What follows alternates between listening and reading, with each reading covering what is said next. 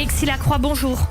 Bonjour Eva Soto. Vous êtes le directeur de la rédaction d'ActuJ, avec nous comme chaque lundi pour votre chronique politique. Alors pas de surprise, favori Bruno Retailleau a remporté hier la présidence du parti Les Républicains et même haut la main puisque le ministre de l'Intérieur a obtenu 74,3% des voix contre 25,7% seulement pour son rival Laurent Wauquiez. La fonction de ministre de l'Intérieur de Bruno Retailleau explique-t-elle à elle seule cette large victoire? Alors, vous avez raison d'évoquer cette fonction, d'être le tigre, le nouveau tigre, que c'était le mot qu'on employait concernant le grand Clémenceau, qui est un Vendéen comme lui.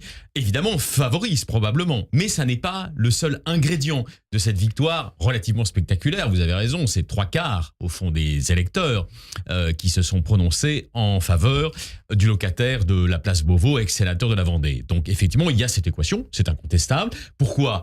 Parce que, comme l'ont dit beaucoup de commentateurs, là ça n'a rien d'original ce que je dis, lorsqu'on est à la place Beauvau, on peut montrer que l'on fait, et on peut montrer aussi que sur certains terrains, notamment celui de la lutte contre le narcobanditisme, on obtient des résultats. Il l'a fait et donc il en est récompensé. Mais il y a d'autres aspects, et il y a notamment, Eva, et je pense que c'est un aspect intéressant, l'aspect stylistique. Vous savez que le biologiste Buffon aimait à dire « le style, c'est l'homme même ». Et là, nous avons vraisemblablement, avec Bruno Retailleau, un style qui entre en adéquation, qui entre en résonance, comme on dit aujourd'hui, avec certaines attentes profondes de l'opinion française en général et de l'opinion de la droite républicaine en particulier. Alors, sur CNews, Bruno Retailleau, il a dit qu'il voulait parler aux honnêtes gens. Oui. C'est quoi ce concept de honnêtes gens ? Alors justement, ça complète un petit peu ce que j'allais vous dire sur le plan stylistique. Regardez comme il a été tout au long de la campagne, apaisé dans son verbe, ferme dans ses propositions, mais apaisé dans son verbe, ne pratiquant aucune des embardées speedées auxquelles notre époque peut nous habituer. Il y a beaucoup d'hommes politiques d'ailleurs qui sont, j'allais dire, qui sont naturellement dans l'excès. L'excès du verbe, l'excès de la gestuelle, l'excès de l'expression. Bruno Retailleau, il est resté, si vous me passez une expression, il est resté droit dans ses bottes. Un peu comme un homme, il se décrit lui-même comme un homme de l'ancien monde, enraciné. Est-il vraiment un homme de l'ancien monde? Est-ce que c'est le RPR ancienne mode, Bruno Retailleau? On va y venir justement, mais je vais d'abord répondre à votre question qui est assez fondamentale sur les honnêtes gens. Vous avez raison, dans la fin de la campagne, en tout cas, c'est une thématique qu'il a beaucoup mise en avant. Et il ajoutait souvent, citant Orwell, que c'était des personnes qui étaient encore rattachées à ce qu'on appelle la décence commune. Alors, évidemment, les honnêtes gens, ça vise une certaine catégorie, on va dire, de la population. C'est-à-dire les gens qui respectent les lois et qui adhèrent plus largement, avec sans doute passion, avec amour même, à notre pacte civique. Notre pacte civique, il l'a rappelé d'ailleurs pendant la campagne, et évidemment, ça a marché, ça a porté. Il est fondé sur les valeurs de l'assimilation républicaine. Qu'est-ce que ça veut dire? Ça veut dire que selon Bruno Retailleau, personne ne parle aux honnêtes gens? Alors non, mais là, comment vous dire, c'est plus enfin, si j'ose dire, pardonnez-moi, c'est plus subtil que cela. Cela veut dire qu'effectivement, il souhaite mettre en œuvre, avec les mots du général de Gaulle qu'il a cité, la fameuse politique de l'intérêt national, ce qui représente en quelque sorte l'intérêt commun. L'intérêt commun, voilà, le monde commun, l'intérêt commun des Français dans leur majorité. Or, les Français dans leur majorité, que vous le vouliez ou non, dans leur grande majorité. La sécurité, c'est un sujet central. Voilà, et quelle que soit leur sensibilité philosophique, ça englobe un espace très très très large en réalité. Il y a beaucoup de socialistes qui le sont sincèrement. Par quoi sont-ils d'abord et avant tout révulsés aujourd'hui? Tous ces Français, et notamment ces Français de droite, c'est par la violence et par l'impunité de la violence.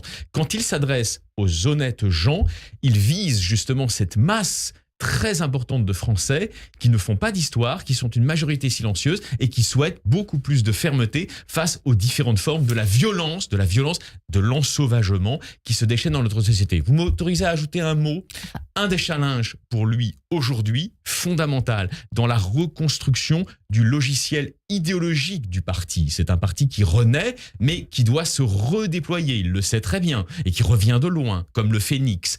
S'il veut réarmer le phénix, il faut qu'effectivement il montre que ce parti, qui se situe en quelque sorte actuellement au barycentre sociologique de la vie politique française, qui s'est droitisé ces dernières années, il faut qu'il montre que ce parti est capable aussi de réparer en partie ou de commencer à réparer avec des solutions concrètes la fracture entre les deux France. Je m'explique.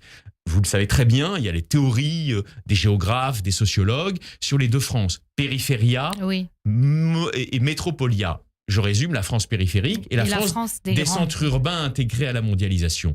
La droite populaire, entre guillemets, RPR rénové, si vous voulez, qu'ambitionne de bâtir aujourd'hui le vainqueur d'hier soir, c'est une France qui, et c'est une droite française, républicaine, qui va essayer de faire en sorte que ces deux France soient à nouveau ajustées l'une à l'autre, soient à nouveau assemblées dans un projet politique. Réconciliées en quelque sorte. Voilà, et vous voyez bien, juste un mot là-dessus parce que c'est fondamental, vous voyez bien que ce projet qui est à bâtir, et il va le bâtir avec des cadres de son parti, mais avec des intellectuels aussi probablement, c'est un projet qui suppose d'aller parler à une partie de ceux des Français qui se sont détournés ces dernières années de la droite républicaine, souvent pour aller vers le Rassemblement national, qui apportait de mauvaises réponses à leurs bonnes questions, mais aussi parfois ils se sont tournés, il faut reconnaître les choses, vers le nouveau centre, la majorité présidentielle, marquée au coin du en même temps. Alors évidemment ici on est sur Radio J, donc avec Bruno Retailleau on ne peut pas échapper au sujet.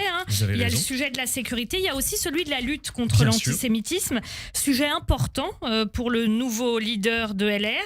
Oui. Ça tient là aussi à son poste de ministre de l'Intérieur, mais pas que, comme pour la sécurité, à une sincérité là aussi, mais de quoi cette lutte contre la haine des Juifs est le nom pour Bruno Retailleau? Je pense qu'elle est le nom d'un désir plus large de réinvestir les fonctions régaliennes trop longtemps délaissées et de faire reculer ce niveau de violence qui prend notamment la forme, vous le savez bien, en France aujourd'hui, de la haine antisémite, de son expression paroxystique débridée sur les réseaux sociaux, mais aussi, évidemment, des coups et blessures dans la vie.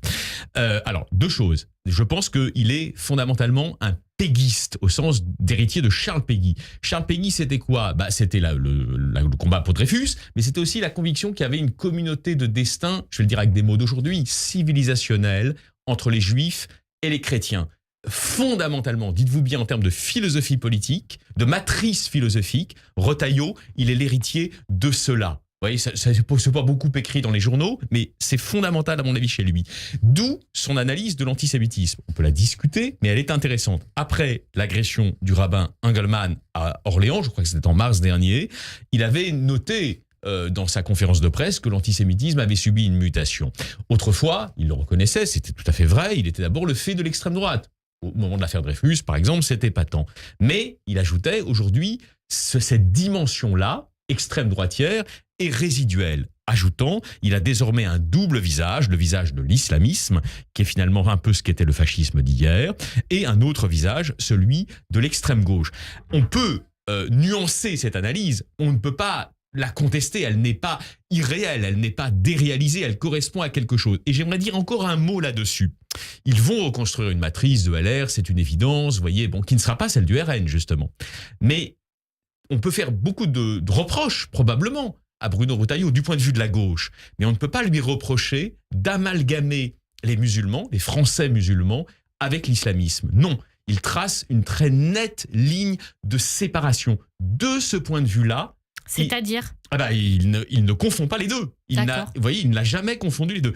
De ce point de vue-là, il ne s'inscrit aucunement dans le mouvement, dans la lame de fond, si vous voulez, du Trumpisme européen, qui, par exemple, s'exprime en Allemagne avec l'alternative für Deutschland. Il est beaucoup plus raccord avec la ligne historique qui a toujours été celle de la droite française républicaine, ferme sur le régalien, mais tendant une main, j'allais dire une main généreuse, comme il est d'ailleurs, c'est un homme, je pense, qui a une profonde humanité sur un plan personnel, tendant une main généreuse à tous ceux des Français musulmans qui veulent définitivement s'assimiler à notre nation. Très rapidement, on a 30 secondes. Répondre aux bonnes questions du RN, vous l'avez dit tout à l'heure, est-ce que c'est pas aussi donner des gages au RN? Alors, c'est l'éternel débat. Il y a deux écoles. je ne vais pas trancher aujourd'hui. Il y a l'école qui dit ça donne des gages et on court après eux. Et il y a l'école qui dit mais non, regardez, les grandes victoires de la droite, Sarkozy 2007, c'est quand on a triangulé son électorat en lui montrant qu'on comprenait ses soucis, qu'on comprenait ses questions. Mais depuis 2007, le RN a beaucoup augmenté. Mais bien sûr, c'est parce que la droite a baissé. Et donc tout le pari de Bruno Retailleau, c'est une droite qui retrouve force et vigueur en matière de proposition, en matière d'espérance, et qui donc va trianguler le Rassemblement national. Autrement dit, pour le dire clairement, lui imposer un plafond de verre qu'il n'a pas en ce moment. Merci beaucoup Alexis Lacroix. Alexis Lacroix qu'on retrouve donc très souvent sur Radio J, notamment le lundi pour sa chronique politique dans le Grand Journal. Bonne journée à vous. À vous. Radio J.